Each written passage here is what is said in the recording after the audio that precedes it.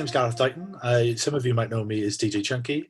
I'm also a co-host of a podcast with the Lord Toby Wright called Wright Stuff that you can access via YouTube and wherever you get your quality podcast entertainment from. And I'm joined today by a fantastic emerging band from Western-super-Mare called SWND. And we're going to have a chat to them about how they are and how they came into fruition and their excellent album. So without further ado, I'll hand you over to Ian and Maddie. Hello, both. Hello. Hi, Gareth. How are you doing? How are you doing, my friend? You all right? Not bad. Yourself? Yes. Not bad at all. It's really, really great to catch up with you. Obviously, I wanted to have a natter with you about your incredible album and about you guys as a band. I've been championing you now for some time. So can you tell us how you first started working together? Well, we've been friends for a really long time. So we know each other for a long time. And I guess it started... I'm kind of been doing like singer-songwriter stuff for a long time as a solo artist, and Ian can speak for himself. Ian's been in Quake Tourists and other kind of like musical outfits, and I guess it was a few years ago, wasn't it, Ian, that you asked to have a go at reworking your existing songs? It was your cover of Duran Duran, Save It Proud. That was the first one I had a go at. And it was just basically out of boredom after Quake Tourist sort of ended. I just wanted to do something, and it seemed lazy enough to ask someone to send me some vocals just so I can have a go at doing something. So and that's how it did. And she was kind enough to allow me to have a go. I don't think anybody's heard that, which might be a good thing, but it was certainly a start of something. Yeah. So you actually said you've known each other for a long time. How actually did you guys first meet? A guy I went to uni with, who I'm still friends with, was after we'd left uni, probably kind of late 90s, I guess, was living in a house with Ian, and we went out for a drink one Christmas, and my friend invited Ian and Ian's friend, and I started dating Ian's friend. And that's kind of how we met. That's how I remember it. That's how you remember it. Yeah. That's not right. And I'm no longer dating a friend, but Ian and I are still friends. Nice. Yeah. Nice. So the romance didn't quite work out, but the friendship did. Exactly. Yes. Nice. Excellent. So obviously you said that Ian remixed one of your solo tracks. What first gave you the idea to work together as more of a kind of like a group then almost? Well, Ian had done kind of like some reworkings of a couple of songs, and they just sounded, I mean, I was amazed because my stuff has a particular sound. It's a little bit folky, it's a little bit kind of, I don't know, Tori Amos-y. It's very kind of, it is what it is. And then Ian had done this like incredible like reworkings and had taken something and made it something completely new, which I just thought was like amazing. And I think after a couple of those, we were like, well, should we try and see what happens if we actually create something together from scratch? And that's kind of how it started. Nice. Can you remember the name of the first song you created together? I'm trying to think. I think it was the one we actually done together, I think, was 1,000 Years of Sorrow. Yes, which is on the album, to be fair. I think most of the stuff that we've done, I mean, I think I did send you some stuff that I keep saying to people would be shocking if you could work anything with it, because I think I was just literally throwing you everything to try and have a go until I found a sound that fitted your voice, and we all sort of like merged together. And I think that was the first one that worked, I think, and you managed to come up with some lyrics to it, and it sort of progressed from there, I believe. Yeah, nice. So where did the name Episode 8 come from? Well, we're both big David Lynch fans. Right, okay. Twin Peaks fans in particular. And nice. Well, this one's really yours, isn't it, Ian? I think you suggested this. Only because I think we were struggling for a name, and I think when it wasn't long after the particular episode of the season, is it season 3, isn't it? The return, I think. That's right. Which was aired a while ago. There was episode 8, which seemed to be quite unique in the way it was filmed. It was black and white, it was silent, it was nuclear explosions, it was real. For primetime TV, it just seemed completely out there. And I think we were trying to think of something, and I sort of suggested episode 8, and I think, as Maddie pointed out, it's bizarre enough but not pretentious enough. Yeah, and it's that sort of it. And it summed up, I think, what it was just bizarre, the fact that sort of with what I was doing with Quake Tourist and what Maddie does as her solo work, sort of merge together and create something. I think it was like Twin Peaks. It's the fact that it was primetime TV, yet he still managed to merge some real serious surrealism into it and still be accepted. I mean, it's so it seemed to fit the band, I think. Nice. Or fit the music. Yeah, it does very much so. How long did it take you to actually pull together what essentially is your kind of debut album? 25 years. It was pretty much through lockdown. Yeah, it probably evolved over a couple of years. I think because we didn't have this goal in mind. We were just kind of like playing around and trying stuff out. And certainly for me, it was such a different way of working.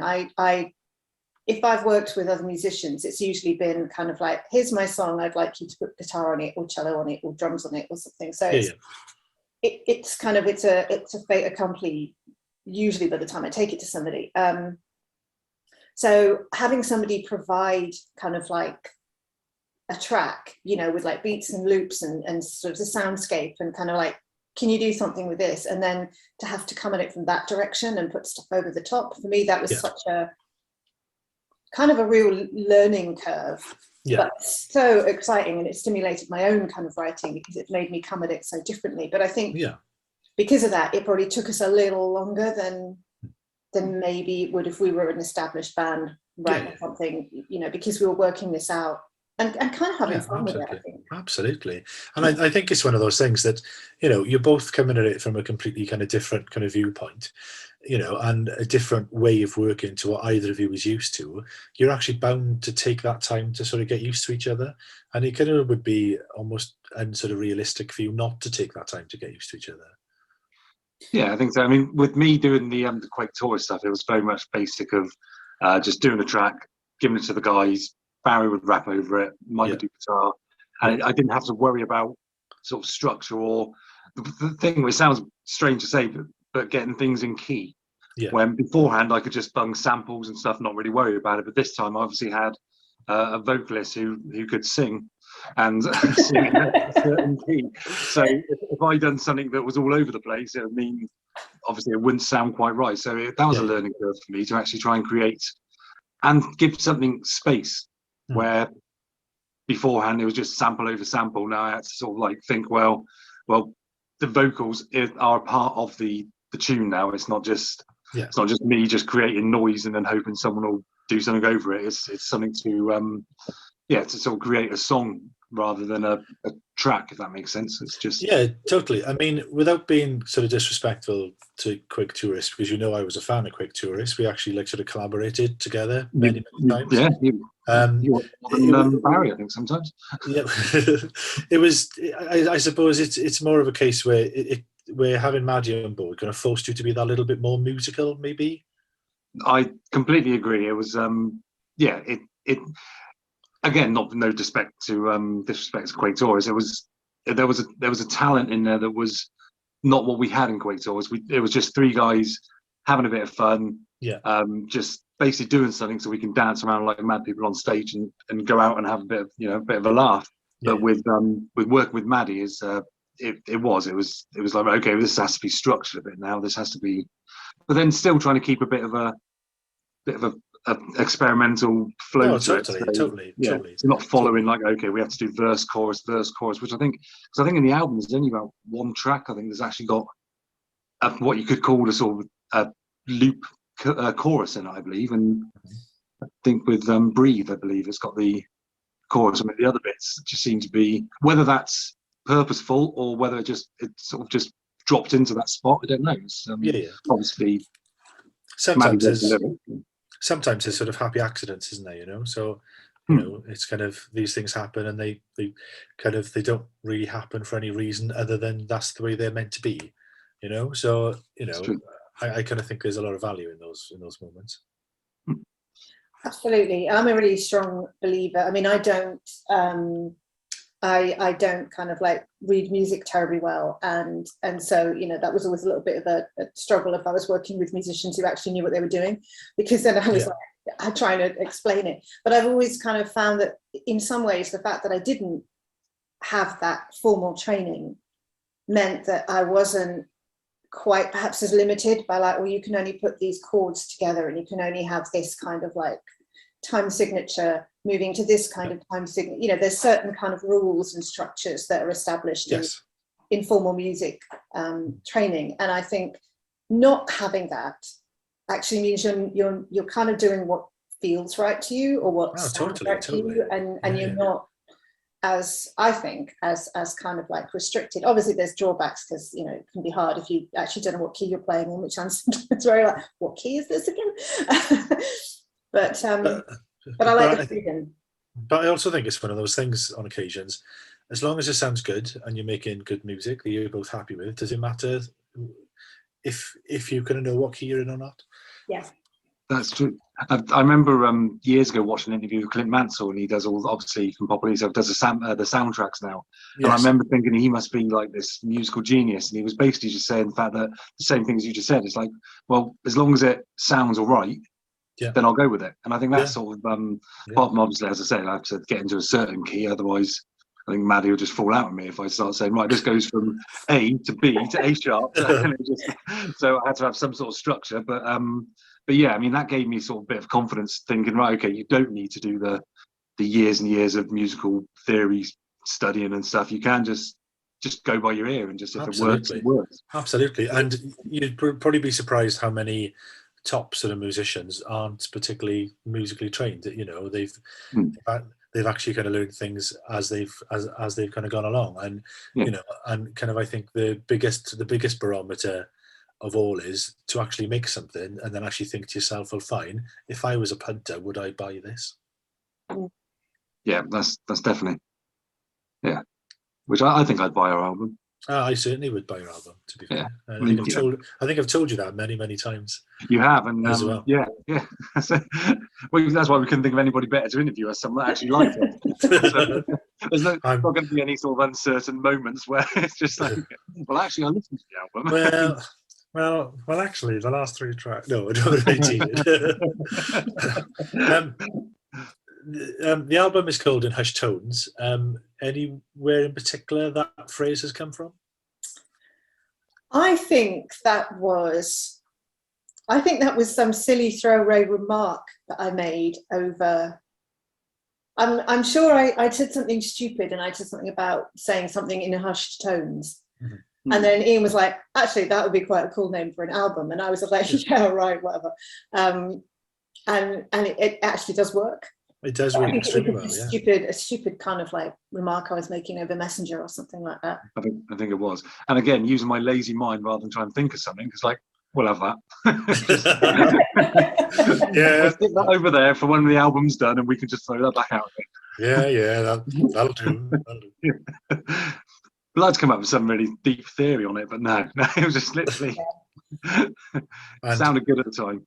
And my friend, honesty is always the best policy when it comes to things like absolutely, that. Yeah. Because we'd have to remember that story for the next interview and the next interview. Absolutely. And you actually can guarantee in 5 years down like sort of the line, when you've brought out your 3rd or 4th album, there'll be some geeky DJ guy, usually, who looks like this, saying, oh, do you remember when you said X, Y, and Z, and what you really meant was A, B, and C? Because there are people out there who will look to trip you up at every kind of stretch of the way, isn't it, really? You know what I mean? So sadly.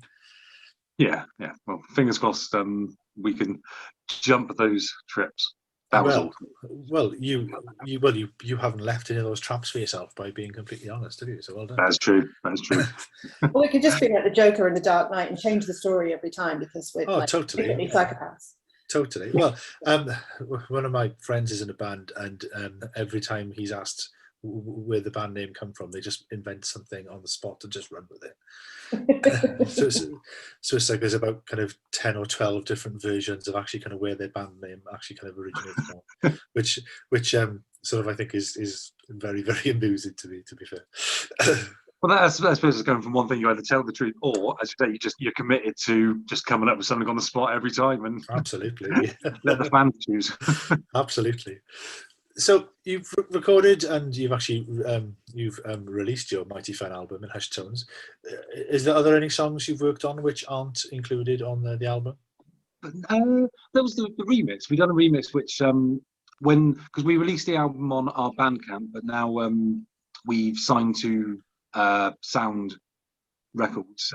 They're re-releasing it, and there's a bonus track on that we done a remix of a friend of mine in America called a Spice, which is a sort of a Dune reference. That's right. So we've stuck that on as a bonus track, but because that worked out quite well, I believe. Yeah, that was a really, really good remix, to be fair. Thank you. But so that's, I think other than that, there's nothing really else out there, is there? Unless I've completely forgotten. No, I don't think. No, I mean, there's a couple of different kind of like remixes of the dance that we kind of did, like that little kind of extended single. But no, I mean, we're that's the next step is new material. New material. Difficult second album. Difficult second album. Well, there are some people who would argue that kind of every album's difficult. Yes. Well, I haven't done a solo one for about 10 years, so yes, I would very much admit to that. Oh, bless you. So, if you don't mind me asking, how does your writing process work? Do you both have ideas and come up with something, or are you kind of quite strictly Ian does the music, actually kind of Maddie does the vocals, or do you kind of get your heads together and think, well, okay, I've been having this idea, or I've got this vocal refrain that I want this, and this to go around it, or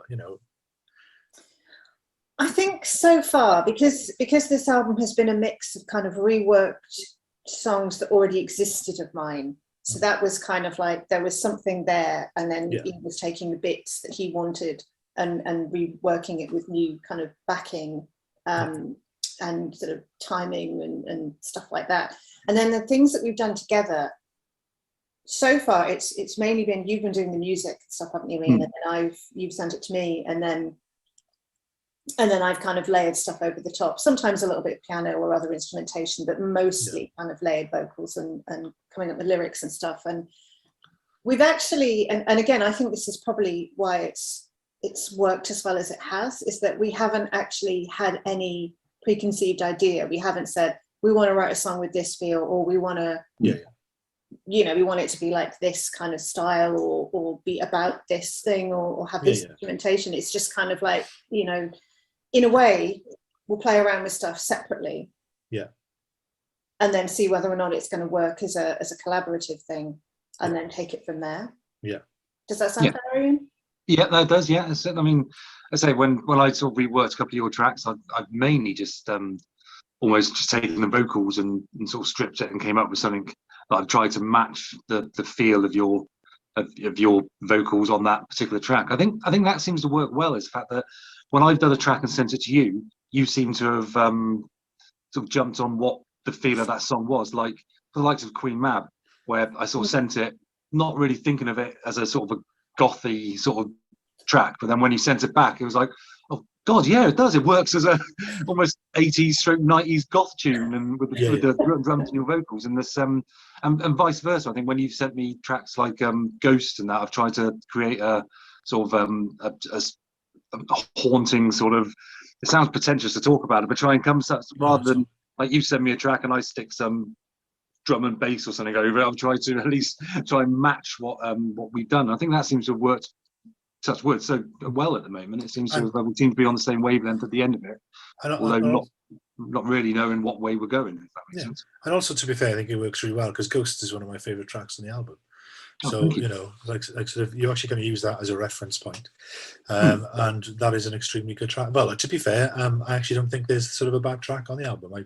I think that kind of what you're doing just works completely. I do have to ask, though, has any of you kind of sent each other stuff? Like, for example, Maddie sent you, say, some vocals, and you've thought, oh, Jesus Christ, I can't do anything with those. Or has Ian ever sent you some music that you thought, oh, for God's sake, Ian, bloody get over yourself, that's trash?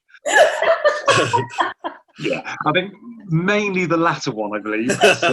There's, as I said earlier, there's times where I've sent us something and sort of like messaged again saying, "Oh, what do you think?" And then I've listened back to it and just felt regret straight away. And so, Bless you. as I said, it's trying to find. That was in the early days when you were trying to find out what route episode 8 was going, and yeah. And once I realised that just sending any old crap and hoping she'll come up with something over the top of it wasn't working as well as I'd hoped. So I'd have to think about stuff. I think it's like you never know. I mean, you never, you know, I wouldn't say anything Ian's ever sent me has been bad. I think maybe there was things he sent me that I'm like, I can't come up with anything for this. I don't know how to make this work with my voice and what my creativity. And then I often find it's the songs that I will listen to sort of what he sent me and I'm like, I have no idea what I'm going to do with this. I just don't know. I've got nothing. Yeah. And then I kind of let it percolate for a bit. Yeah. And then quite often those have been the ones where I'm like, oh, I could maybe do this counter thing over the top or you know, and then I'm like, oh, wow, that works really well. And for me, it's been those that have been the most effective. Not the ones where I'm immediately like, yeah, I can totally do something with that. It's the ones where it hasn't been quite as obvious and it's made me, it's pushed me, I think. Yeah, totally, better. totally. And kind of, I think if you're having those moments, then that shows your kind of both your strengths as kind of songwriters as well, that, you know, it kind of says a lot that not one of you has this agenda where what you're doing has to be this or else actually kind of thing. You both seem extremely happy to learn and gain kind of from each other, and that feels a little bit refreshing, to be honest. I think that makes sense. It sounds I'm quite happy with that description. Yeah, and I think that's probably partly due to the way that, I mean, I think we're both fairly laid back people anyway. I mean, you know, but I think it's partly about the way that we came about, because it was this kind of like casual collaboration. Let's see where this goes. Let's see. Oh, this is kind of fun. Or this is kind of, you know, perhaps better than we thought it might be. And and so I think we're both just kind of like, so again, I'm speaking for Ian. I'm going to keep doing it. I'm going to let you. I think we're both just so thrilled with kind of like how it, for me, I think it's kind of, you know, we both brought our own things to this music and then it's become more than the sum of its parts. And I just think that's amazing. And then what we've been able to do with it since then, and hopefully we will continue to kind of do more cool things and write more cool music. I just think I'm sure you will. It's just like the whole thing is kind of just quite nice and amicable and chill at the moment, obviously, you know. Yeah. We're going to hate each other fairly soon, I suppose. Well, it's what, 9 o'clock? I'm just... Yeah. I mean, I'm already getting kind of sick of you, to be honest. I'll get me coat. So you guys have signed to SWND Records that are based in Swansea. So have you just signed for this album, or have you signed for any follow-up releases, or how is that being played? Are you happy to talk about that? I think so.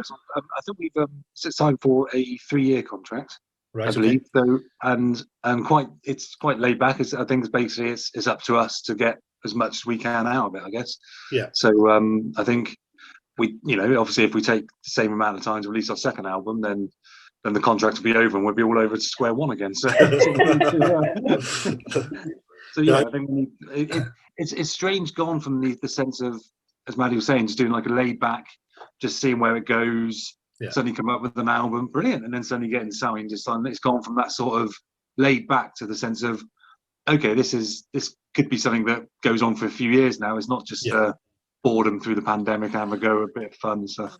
I suppose the luxury of working with a label like SWND as well is that effectively they actually haven't put any like sort of constraints on you. They actually like kind of haven't said, well, all right, it's 3 years, but we want an album every year. No, that's good. I think that does give it a bit of, because it means that even if it does, obviously we'll try and get one out sooner. But again, I'm speaking for Maddie. But I like to think that we're not going to be rushed to get it out. We're going to try and get something together, rather than, as you say, if it was that to get an album out within 12 months, you'd feel that obliged to just put anything together. Just to... Totally. And I also think there's a danger that you your own quality control would drop because you're more concerned about meeting the confines of your contract rather than putting out work that you're completely happy with. I know some guys in a relatively big band who had a lot of success all of a sudden with one album, were then called in to see the label and told that they had to record their new album within the next week. Whoa.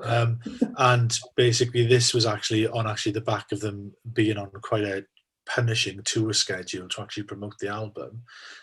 They were on the road literally for 18 months and were actually then told, well, fine, it's actually Thursday today, we actually want your new album by like next Thursday to actually go to the plant next Friday.